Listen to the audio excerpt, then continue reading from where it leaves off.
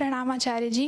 आपकी बहुत सारी वीडियो देखी थी विमेन एम्पावरमेंट को लेके, तो उसमें आपने कई बार बोला है कि जो महिलाएं जो घर पे बैठ के काम करना पसंद करती हैं या स्वीकार करती हैं, उनका ज़्यादातर काम एक डोमेस्टिक हेल्प से सब्स्टिट्यूट हो जाता है या कर सकते हैं।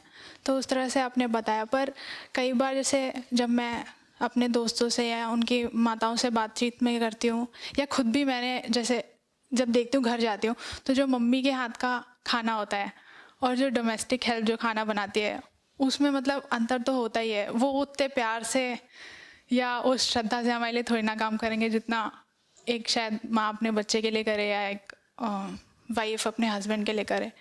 तो मैं इस पे आपके विचार जानना चाह रही थी, क्योंकि ये भी तो एक बहाना हो सकता है कि डोमेस्टिक हेल्प इतना अच्छा काम नहीं करती जितना हम कर सकते हैं अपने परिवार के लिए।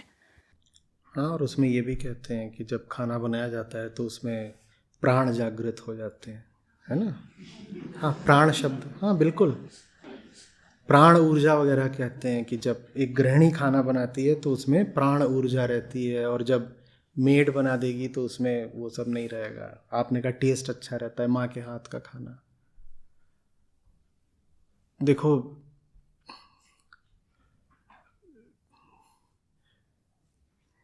मेरी माँ, मेरी बहन, मेरे घर की और कोई महिला सदस्य, भले ही उनके हाथ का खाना कितना भी स्वादिष्ट हो, मेरा ये धर्म है कि उनको बोलूं कि अपनी ज़बान के स्वाद के लिए मैं आपको किचन में बंधक नहीं रख सकता। भली बात है कि आप स्वादिष्ट पौष्टिक खाना बना देती हैं, मैं आपको लेकिन यहाँ नहीं रख सकता। ये मुद्दे का एक पहलू है, समझना। आपके भीतर लगाव है तो आप ये कर देती हैं कि खाना बनाना है, खाना बनाना है, पर प्रेम हमें भी है ना। हम ये कैसे कहते हैं कि आपका खाना खाने के लिए हम आपसे खाना ही बनवाते रहेंगे। और कई बार महिलाएं होती हैं, वो 5-5, 7-7 लोगों के परिवार में 3 बार खाना बना रही होती हैं। ये जो खानेबाजी का चक्कर है, ये मुझे कहीं से नहीं सुहाता, और ना मैं समझता हूँ कि खाना बनाना बहुत बड़ी और बहुत आवश्यक और बड़ी कलाओं में से एक है। मैं बिल्कुल ऐसा नहीं समझता। मेरी इस बात से उन लोगों को धक्का लगता है जिन्हें ज़िंदगी में खाना बनाने के अलावा और कुछ आता ही नहीं। उनका पूरा आत्मसम्मान ही इसी बात पर आश्रित होता है कि ये खाना बहुत अच्छा बनाती हैं। और मैं कहता हूँ खाना बनाना कहीं से कोई बहुत बड़ी बात नहीं हो गई। रूखा सूखा खाए के ठंडा पानी पिए, जो मिल गया खा लो। मैं नहीं कह रहा हूं कि अच्छा मिल गया तो नहीं खाना है, मिल गया तो वो भी खा लो, उसमें क्या है। जबान को बहुत चटोरा बनाओ मत। देख पराई चूपड़ी ना ललचावे जीव, कि बहुत चुपड़ी चुपड़ी चीज दिख रही है किसी के पास तो ललचाने लग गए, हमें भी चुपड़ा मिल जाए कुछ। ये भी गहरा देह भाव है, खाना खाना खाना, लगे हुए हैं खाना। और ये माँ के हाथ का खाना क्या होता है। तुम माँ के हाथ के खाने की इतनी बात करते हो, तुम्हें समझ में नहीं आ रहा है कि वो जो तुम्हारे सामने लाया गया कोई जिंदा चीज तो है नहीं, तो प्राण ऊर्जा वगैरह कहाँ से आ जाएगा उसमें। वो तो क्या है, वो मॉलिक्यूल्स हैं, वो केमिकल्स हैं। और सोडियम और पानी को चाहे आपस में मैं मिला दूं, चाहे आपस में आप मिला दो, चाहे आपस में आप मिला दो, बनेगा तो सोडियम हाइड्रोक्साइड ही। तो ये हाथ का खाना क्या होता है फिर। या मैं कहूं ये मेरे हाथ का सोडियम हाइड्रोक्साइड है, इसमें प्राण ऊर्जा ज्यादा है। खाना भी तो केमिकल्स ही होते हैं, कुछ और होते हैं। अब कैसे तो कभी सोचा ही नहीं कि लौकी केमिकल है। हाँ, और क्या है, mixture of various kind of organic chemicals. कुछ इनऑर्गेनिक भी है उसमें, सॉल्ट वगैरह, बाकी तो सब ऑर्गेनिक केमिकल्स का एक तरह का मिक्सचर है। पानी बहुत है उसमें, 80% पानी है, बाकी सब ऑर्गेनिक मैटर है। और हाथ का खाना क्या होता है, हाथ भी डालती क्या उसमें कि हाथ का खाना, हाथ भी जो मिला दिया है। क्योंकि माँ के पास जो एक अलग चीज़ है वो तो उसका हाथ ही है जो अलग है किसी और के हाथ से। तो माँ बनाए कि बावर्ची बनाए, मेड बनाए, कोई बनाए, केमिकल तो केमिकल है। उसमें अलग से कौन सी प्राण ऊर्जा आ जाएगी। लेकिन इस खाने के चक्कर में हमने माँओं को बर्बाद कर दिया। माँ से क्या करवाना है, पूड़ी बहुत अच्छी बनाती है माँ, चल पूड़ी बना, वो पूड़ी ही बनाई जा रही है जिंदगी भर। पूछा था मैंने, माँ का जन्म पराठे बनाने के लिए हुआ था? तुम तो ज्ञान अर्जित करो, धन अर्जित करो, अनुभव अर्जित करो, अमेरिका की फ्लाइट पकड़ो, और माँ का गौरव इसमें है कि वो तुम्हारे लिए खीर पूड़ी बनाए, वो कभी बाहर ही ना आए रसोई से। ये माँ का काम है, चाहे बीवी का, चाहे जिसका, जो भी, बहन जिसका भी। और माँ रसोई में ही पड़ी रहे, इसके लिए क्या करो? उसके लिए साजिश ये है कि खाने को बहुत बड़ी चीज़ बना दो। तो खाना बहुत बड़ी चीज़ है, खाना बहुत बड़ी, खाना खा लो यार, इतनी दुकानें, बहुत मिलता है, खा लो जी। दुकान का खाना खा खा के तो मेरी सबसे बढ़िया सेहत रही है। 6 साल में हॉस्टल में रहा हूँ, मस्त। वहाँ नहीं मुझे घर का खाना मिलता था, और मेरे घर का खाना कोई जहरीला नहीं होता है। मेरी भी माँ है और बहुत बढ़िया खाना बनाती है, लेकिन मुझे नहीं कोई तकलीफ हो गई थी। 6 साल हॉस्टल में रहा, बिल्कुल मस्त था, बल्कि एकदम ऐसे दुबला हो गया था। आईएम से जब लौटा था तो 68 किलो का था, पहलवान जैसा जिस्म था, और घर का कोई खाना नहीं मिल रहा था मुझे। तो क्या आग्रह है कि, और बड़ी बुरी नज़र से देखा जाता है, कोई महिला रसोई की ओर कम ध्यान दे तो कहेंगे ये देखो उल्टा, खाना नहीं बनाती, खाना बना। और कई बार तो 5-6 अलग अलग तरीके का बनाती। क्यों? क्योंकि ससुर जी को डायबिटीज़ है, तो उनके लिए बिना शक्कर का और बिना चावल का उनके लिए एक अलग तरह का बनाना है। सास को गठिया है तो उनके लिए अलग तरीके का बनाना है। छोटे बच्चे हैं उनके लिए कुछ और बनाना है। जवान लड़का है वो स्वाद मांगता है, उसके लिए अलग बिरयानी बनानी है। तो 3 दफ़े 7 लोगों के लिए बनाना है, वो भी भांति भांति का। ये नारी जीवन का सार्थक सदुपयोग हो रहा है।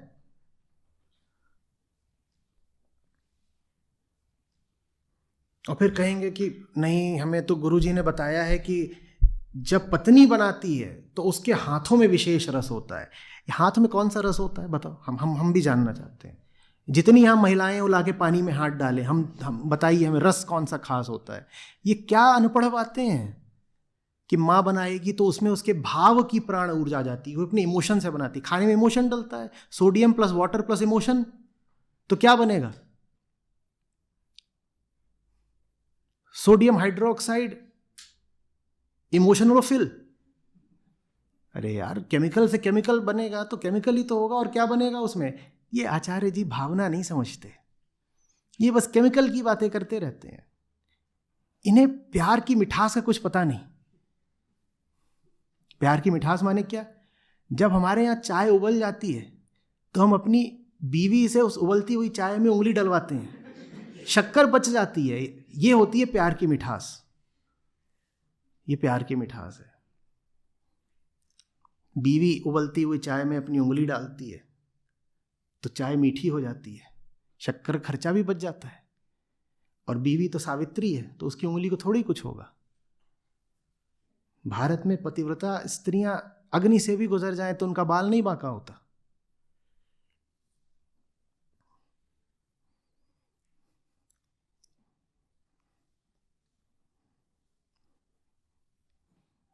वैसे भी सबसे अच्छा खाना वो होता है जो सबसे कम प्रोसेस्ड और सबसे कम कुक्ड हो। ये एक मूल सिद्धांत है, जानते हो कि नहीं जानते हो?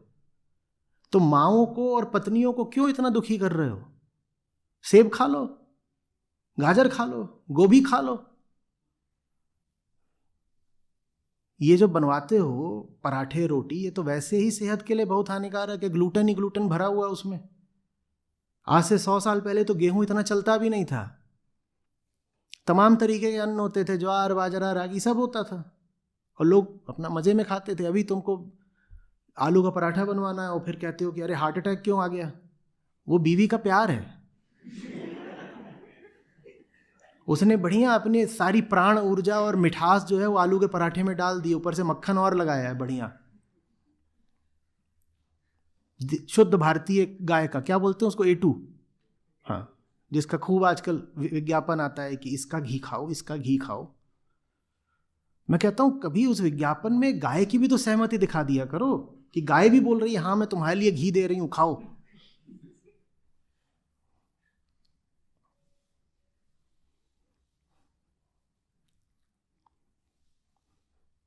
पर ये तो छोड़ दो कि समाज ताने मारेगा, महिलाओं के मन में भी ये बड़ी ग्लानि, अपराध बोध बैठ जाता है।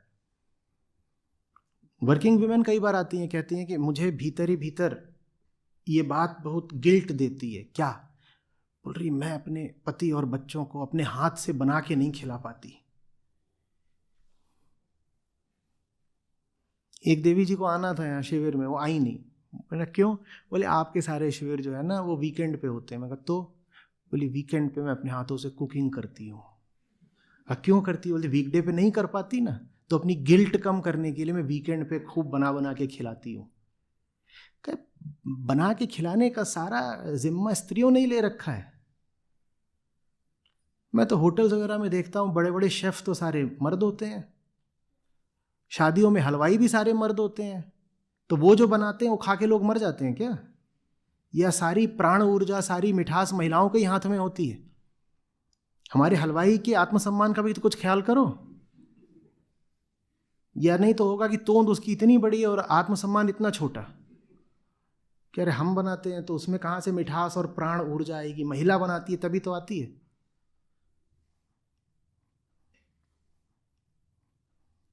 आप तमाम तरीके के सृजनात्मक काम कर सकती हैं जीवन में, और खाना बनाना तमाम तरीके के कामों में मैं समझता हूँ निचले दर्जे के कामों में से एक है। अभी मेरी बात सुन के खलबली मच जाएगी, बहुत सारे घरों में दुक दुक दुक दुक दुक दुक हो जाएगा। खास तौर पे जहाँ पे जितने चटोरे मर्द होंगे उस घर में उतनी खलबली मचेगी मेरी बात सुन के। कहेंगे ये देखो इसको रसोड़े से आज़ाद किए दे रहा है।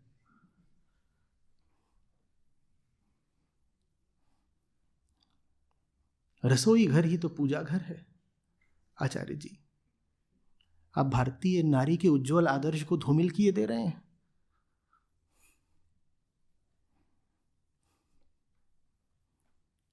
पूरा वेदांत हल्दी के डब्बे में समा जाता है।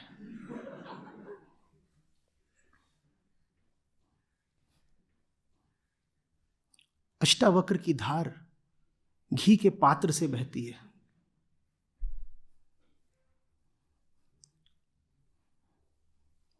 भगवत गीता का क्या मुकाबला जीरे और हींग से।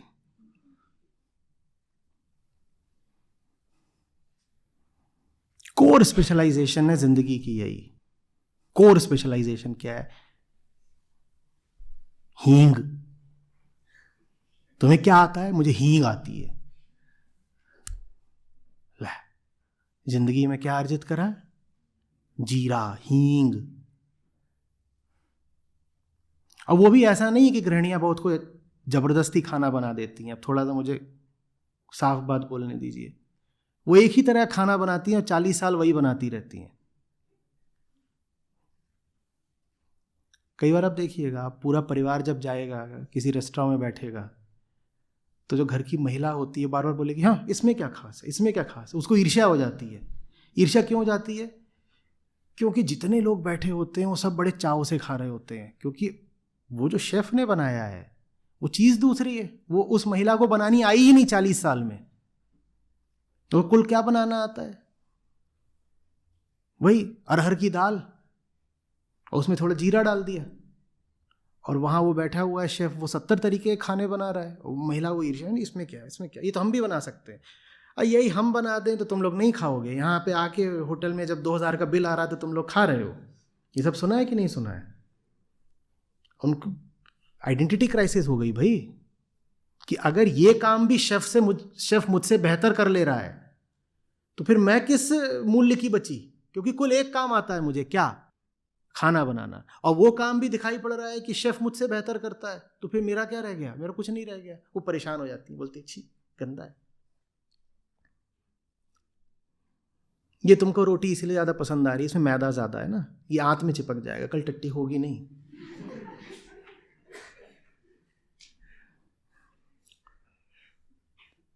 और ये अलग बात है कि तभी उन्होंने एक नान खुद और उठा लिया देवी जी ने।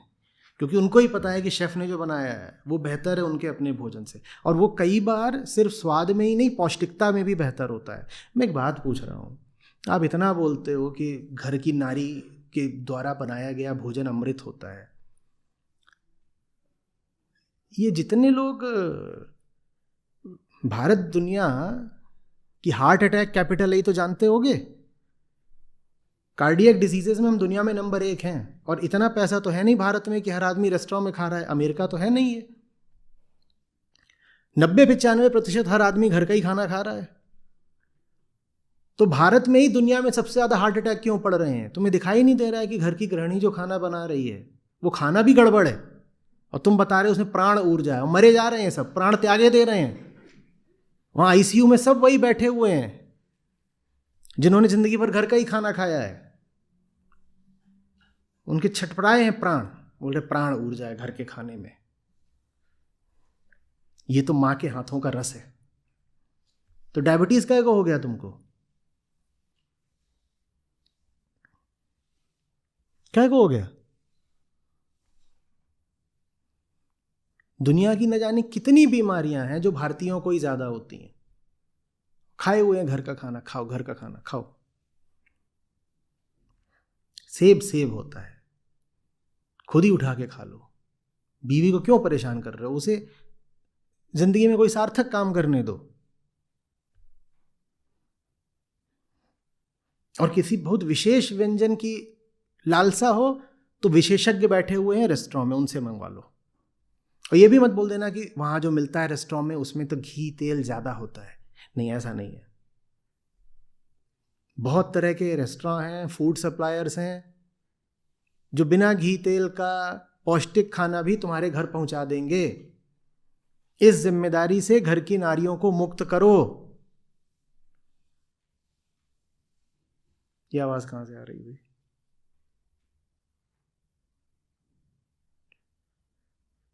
ऐसा लगा जैसे किसी ने बेलना शुरू कर दिया हो यहीं पर। इतनी बेचैनी।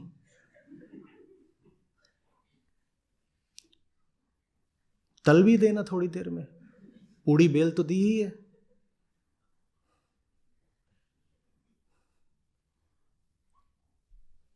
बेलना हमारा जन्मसिद्ध अधिकार है। और ये मेरे कहने की जरूरत नहीं होनी चाहिए ना। आप इतने लोग यहाँ संस्था से बैठे हुए हैं, आपको आवाजें नहीं आ रही हैं, फिर आप मुझसे कहोगे आचार्य जी वीडियो में नॉइज है।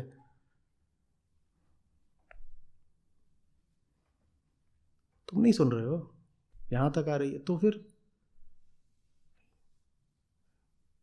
अभी भी कोई है? क्या हो गया?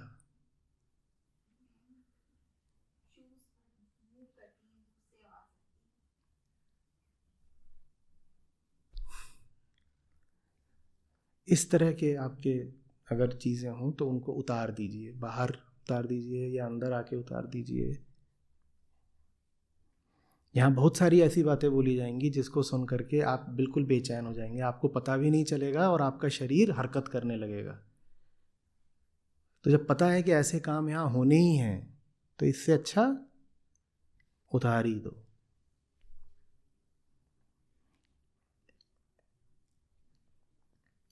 समझ में आ रही है बात? रसोई में समाधि नहीं लगती।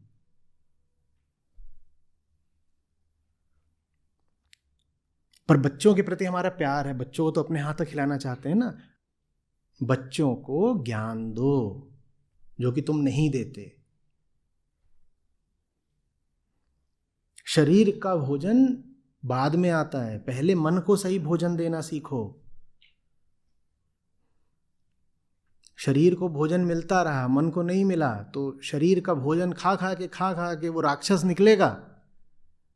राक्षस कौन है? जिसने शरीर में खूब खा रखा है और मन में कचरा भरा हुआ है, उसको ही तो राक्षस बोलते हैं। राक्षस पैदा कर रहे हो क्या घर में अपने? उन्हें खिला खिला के और तुम सारा समय अपना खाना बनाने और खिलाने में लगाओगे तो खुद कब ज्ञान पाओगे और बच्चे को कब ज्ञान दोगे?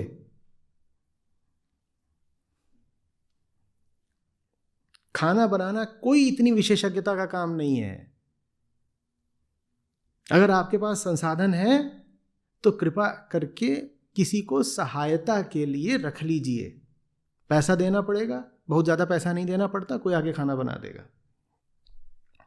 अगर ये आग्रह है कि नहीं मुझे खुद ही बनाना है, तो भी रसोई में कम से कम समय गुजारिए। और कम से कम समय गुजारने का मतलब ये नहीं है कि बाजार से पैकेज्ड माल ले आके घर में खिला दिया सबको। कम से कम समय गुजारने का मतलब ये है कि पकाओ कम। पकाने में ही तो बहुत समय लगता है ना। कहते हैं धीमी आंच पर 4 घंटे तक इसको धीरे धीरे उबालना होता है, तब स्वाद आता है। आह, जायका आया। ये क्या बेवकूफ़ी है, धीमी आंच पर 4 घंटे तक। कह रहे 2 दिन पहले भिगो के रख दो और 2 दिन से वो भीग रहा है, उससे क्या बनेगा? कुल कोई ऐसी चीज़ जो 5 मिनट में ख़त्म हो जानी है, पेट में चली जानी है, फिर उसका मल बन जाना है। और 2 दिन पहले भिगो के रखी गई, और गृहिणी एकदम बिल्कुल ऐसे घूम रही है गौरव में, मैं 2 दिन पहले भिगो के रखती हूँ और फिर बहुत बढ़िया खाना बनाती हूँ, फिर उसे धीमी आंच में 4 घंटे तक हौले हौले पकाती हूँ।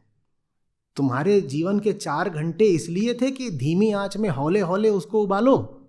तुम जीवन का अर्थ समझते हो, जीवन समय है, तुम्हारा समय धीमी आंच में हौले हौले पकाने के लिए था। मजा बड़ा आता है। पति के दिल का रास्ता उसके पेट से होके जाता है। ये बड़ी बूढ़ियों ने घर में सीख दी है। पति को अगर मुट्ठी में रखना है तो उसके पेट में घुस जाओ। ये नहीं पता कि पेट में जो कुछ भी घुसता है उसका होता क्या है, वो फ्लश किया जाता है, टट्टी बनता है। यही बनना है। पेट से कभी कुछ भी दिल की तरफ आया है क्या? थोड़ा सा भी बायोलॉजी नहीं पढ़ी? पेट का दिल से कोई संबंध है? पेट से कोई भी नस नाड़ी ऐसी नहीं जो दिल में आती हो। या तो मुंह में आती है मुख द्वार की ओर, नहीं तो मल द्वार की ओर। वही घुसो पति के पेट में, वो मल बना देता है। फिर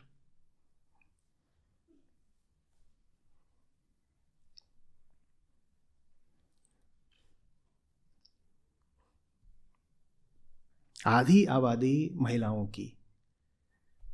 फिर हम बात करते हैं कि देश की तरक्की क्यों नहीं हो रही। इस देश की आधी आबादी अपना आधा या आधे से ज़्यादा समय कहाँ लगा रही है? रसोड़े में। अब तरक्की होगी देश की?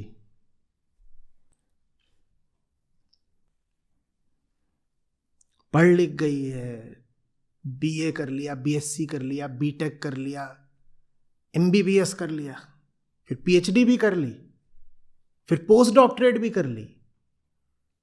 अब क्या करती है? अब रसोड़ा करती है। गजब हो गया। ये व्यक्तिगत उन्नति चल रही है। इससे समाज की, राष्ट्र की उन्नति होगी रसोड़े से।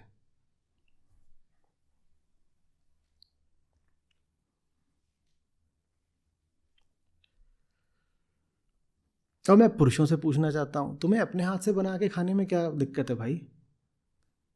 हाँ? या कहते हो कि स्त्रियों के हाथ में रस होता है, हमारे हाथ में क्या है? कचरा। हम अपना खाना खुद क्यों नहीं बना के खा सकते? ये किस तरह की निर्भरता है? पुरुषों से पूछ रहा हूं। अब बहुत सारे तो इसी चक्कर में शादी कर लेते हैं, कहते हैं खाना मिलेगा, और फिर जिंदगी भर रोते हो कि खाना मिल जाएगा। खाना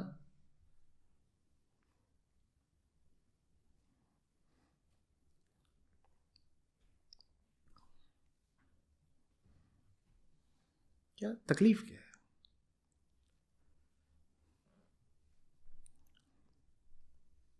सब्जियां लो, काटो, उनको हल्के से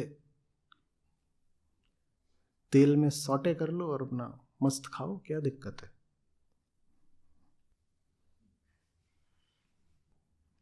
यहां तक कि जो लड़के हॉस्टल में रहे होते हैं, और हॉस्टल्स में कई बार अपनी पेंट्री होती है, जिन्होंने ये जाना होता है किस तरह खुद ही अपना काम धाम कर लेना है,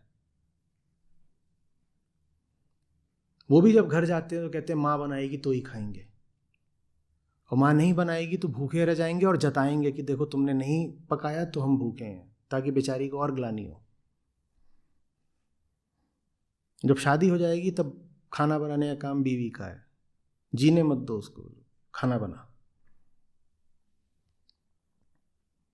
खुद बनाओ।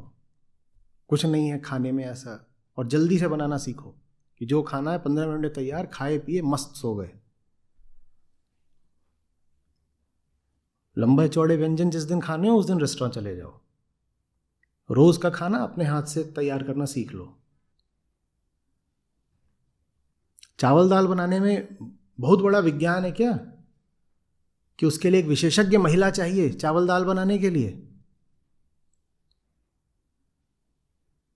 तो खुद कर लो ना।